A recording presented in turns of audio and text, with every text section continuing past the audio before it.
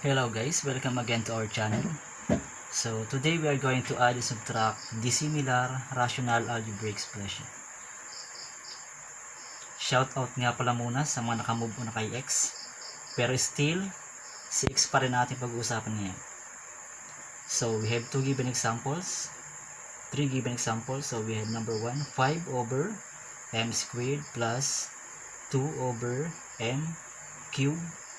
Number 2, we have 7 over 2x raised to 4y minus 5 over 3x squared y squared.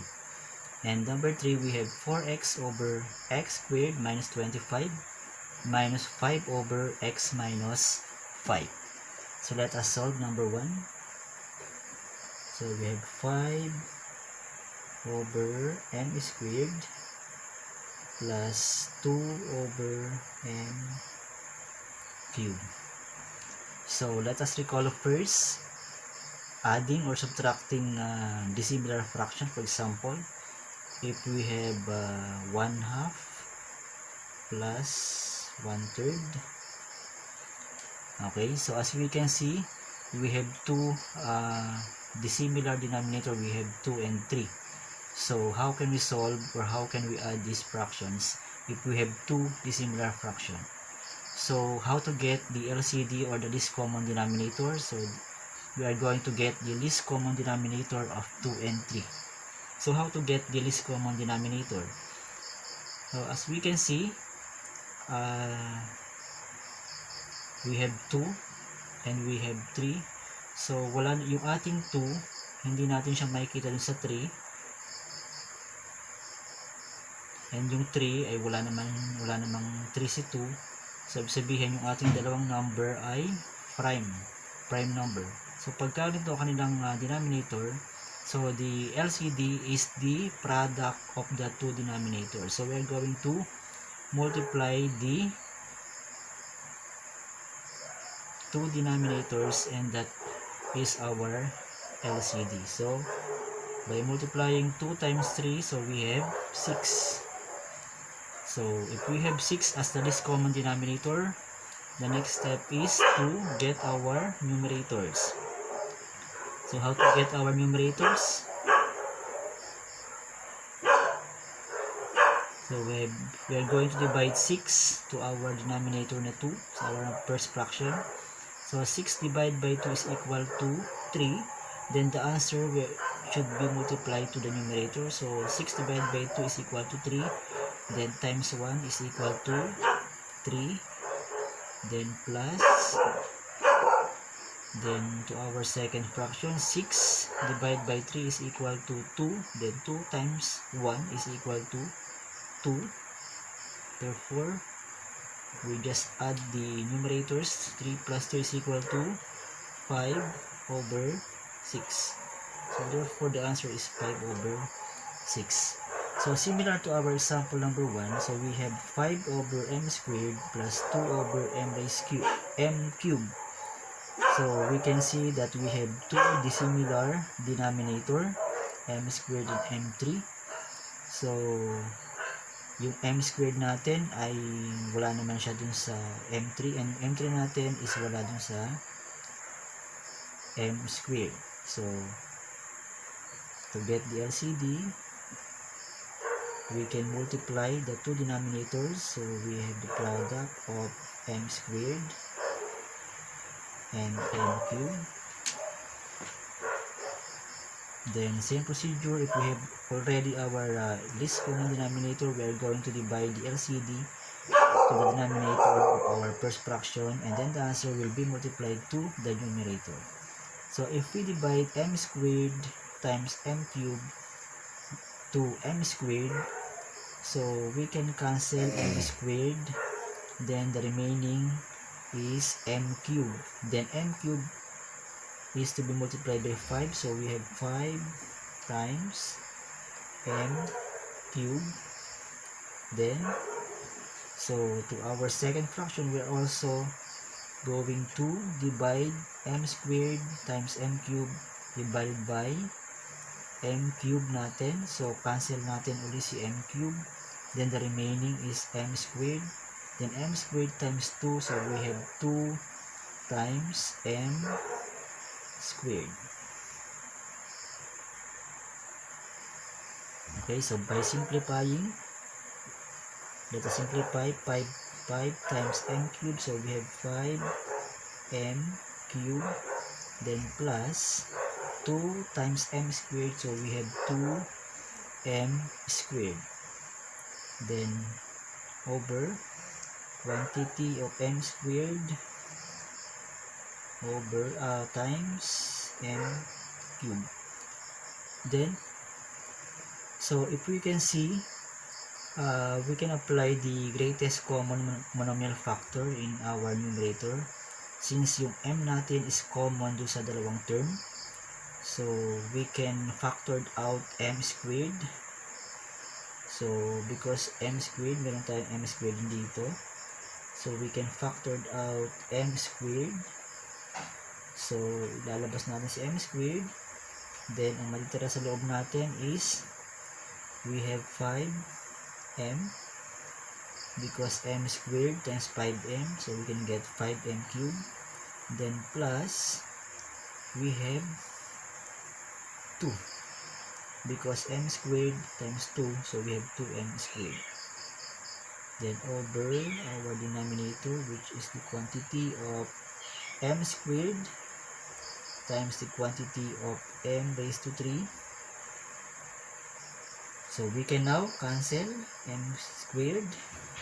Then the remaining answer is we have 5m plus 2 over m cubed. So therefore, this is our final answer. Okay, so let us proceed to example number 2. So example number 2, we have the given example 7 over 2x raised to 4y minus 5 over 3x squared y squared. Okay, so how can we solve this dissimilar rational algebraic expression? So let us study first our two denominators. So the first denominator, so we have 2x raised to 4y. Then the second denominator, so we have 3x squared y squared. So if you notice, yung 2 and 3 natin is prime. Then meron tayong common. So doon sa ating x raised to 4, meron naandun na rin si x squared. At dun sa ating y squared ay ando na rin si y. So ang mangyayari nito ngayon ay we are going to multiply 2 times 3. So we have, so this is our denominator. So 2 times 3, so we have 6. And then ang kukunin nating x ay yung may mas mataas ang kanyang exponent, which is x raised to 4. Dahil si x squared ay andun rin sa x raised to 4. Then sa ating y squared saka y, kunin natin si y squared, na kung saan si y ay naandun rin kay y squared. Okay?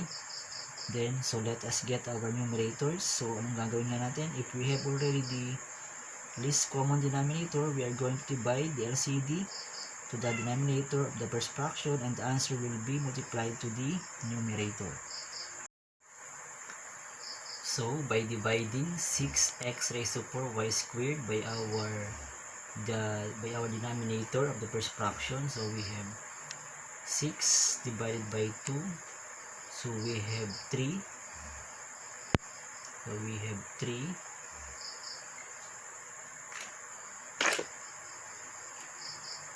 So 6 divided by 2, we have 3. Then we can cancel x raised to 4. Then do sa ating y squared, cancel natin ang isang y, so may matitira tayong isang y. So we have, magkakaroon tayo dito ng 3y times 7, so we have 7 times 3y. So yung ating sagot sa pag-divide ng ating LCD sa denominator is to be multiplied to our numerator, which is 7. That's why we have 7 times 3y. Then, by dividing 6x raised to 4y squared to our second fraction, so this is minus. So, 6 divided by 3, so we have 2. Then, we can now cancel x squared. Doon sa ating x raised to 4, cancel natin ang dalawang square. So, meron tayong tirang dalawang squared. So, we have 2x squared. Then, y squared, cancel na lahat. So, therefore, natira natin is 2x squared. Then, to be multiplied by 5. So, we have 5 times 2x squared. Then, by simplifying our answer, so 7 times 3y is equal to 21y minus 5 times 2x squared. So, we have 10x squared. Then, over our denominator, which is 6x raised to 4y squared. Since hindi na natin pwedeng factor, wala naman tayong common factor doon sa ating numerator. So, hindi na siya factorable. Wala naman tayong greatest common factor ni 21 sa ni 10. Wala din tayong common kay y sa kay x. So, therefore, this is now our final answer.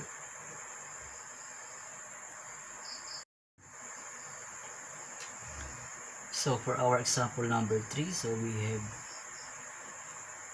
let's copy, 4x over x squared minus 25 minus 5 over x minus 5. Okay, so as we can see, we have two dissimilar denominators. We have x squared minus 25 and the other one is x minus 5. So if we can see, so this x squared minus 25 is what we call the difference of two squares, and if we factor x squared minus 25, the factors are x plus 5 and x minus 5, na kung saan yung x minus 5 is the denominator of the second fraction. So, ibig sabihin, si x minus 5 ay andito na sa ating x squared minus 25. So, ibig sabihin, ang ating greatest common factor ay ito ng x squared minus 25. So, let us solve. So, very simple. Our least common denominator is equal to x squared minus 25. And then, let us get the numerators. So, if we have this our LCD, so we are going to divide this LCD to the denominator of the first fraction, and the answer will be multiplied to the numerator. So, by dividing x squared minus 25 by x squared minus 25, so that is cancelled or equal to 1. Then, 1 times 4x, so we have already 4x.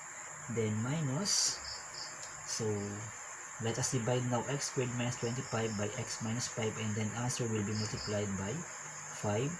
So, by dividing x squared minus 25 by x minus 5, so we all know that the factors of x squared minus 25 is x plus 5 and x minus 5. Therefore, si x minus 5 at saka si x minus 5 na nandito, cancel natin. So, therefore, ang matitira lamang is si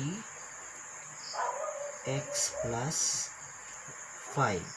Then, we are going to multiply x plus 5 to the numerator, which is 5. So, therefore, we have 5 times the quantity of x plus 5. So, simplifying further our answer, so we have, just copy our 4x minus, so 5x times 5 times x, so we have 5x. Then 5 times 5, so we have positive 25. Then over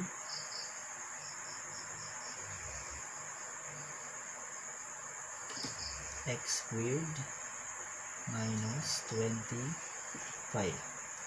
So by simplifying further, so we can combine similar terms. So we can combine 4x and negative 5x.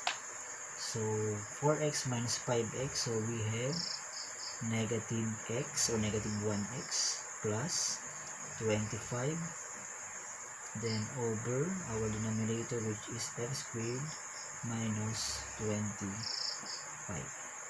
Okay, since negative x plus 25 is not factorable, so hindi na natin siya pwedeng factor na kung saan ay pag ipinactor natin ay may makakancel tayo. So since hindi na siya factorable, so this is our final answer. So thank you guys for watching, and more power to all of you.